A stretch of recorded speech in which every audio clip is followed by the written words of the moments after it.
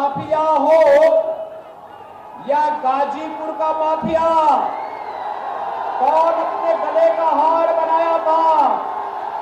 मैं पूछना चाहता हूं कौशाम्बी की जनता से, बहनों और भाइयों, मैं पूछना चाहता हूं, क्या पूजा पाल के पति राजू पाल पिछड़े नहीं थे क्या? क्या उमेश पाल पिछड़ा नहीं था क्या?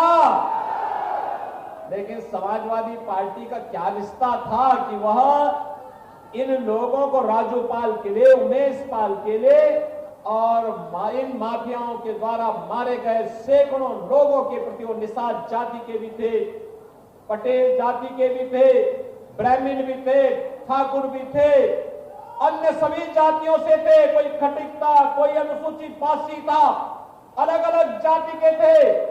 इनके मरने पर समाजवादी पार्टी की संवेदना इन परिवारों के प्रति नहीं होती थी, इनकी संवेदना तो उन माफियाओं के प्रति होती थी। आपने देखा होगा, आपने देखा होगा, एक बुजुर्ग महिला, 80 वर्ष की महिला, मुख्यमंत्री बनने के कुछ ही दिनों के बाद वह मेरे पास आई थी। उसने कहा, साहब, ये प्रयागराज के इस माफिया ने मेरी पति की हत्या करके मेरी पूरी प्रॉपर्टी 10 बीघा जमीन पर कब्जा करके मौर्य जाति की थी वो महिला। और बहनों और भाइयों, याद करिए, मैं फिर खड़ा हुआ था, मैंने कहा, माता चिंता मत कर, आज आपके आशीर्वाद से मोदी जी के नेतृत्व की यूपी की सरकार बनी है, इस माफिया को तो हम मिट्टी में मिला देंगे, घबराइए मत। और बहनों और भाइयों, आपने देखा होगा, आपने देखा होगा कैसे माफिया मिट्टी में मिल गए, कैसे माफिया मिट्टी में मिल गए, नामो निशान मिल गया।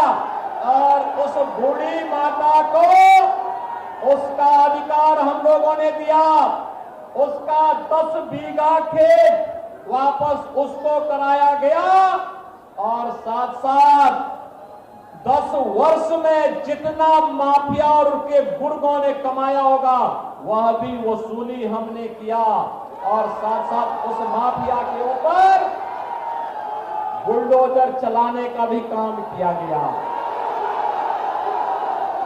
आज आपने देखा होगा ना, आज आपने देखा होगा जो सरकारी भूमि पर प्रयागराज में कब्जा किया था उसको हमने खाली कराया था और खाली करा करके अपने जनप्रतिनिधियों को लेके मैं गया था और मैंने कहा था, चलो, ये विनोद सोनकर जी था, मैंने कहा, चलो, जितने गरीब हैं, दलित हैं, खटिक है, पासी है, हरिजन, हम दलित हैं, पिछड़े, इन लोगों को मकान आवंटित करो। और अपने सामने इन लोगों ने हाथों से दे करके मेरी उपस्थिति में गरीबों को मकान पे कब्जा करवाने का काम किया।